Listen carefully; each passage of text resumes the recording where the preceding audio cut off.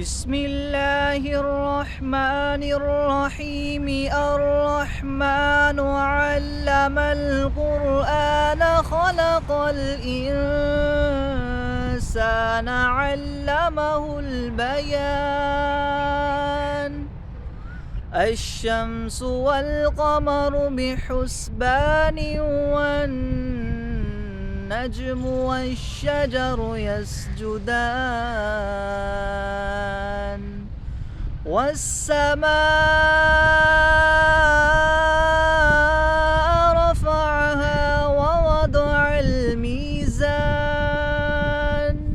ألا تطغوا في الميزان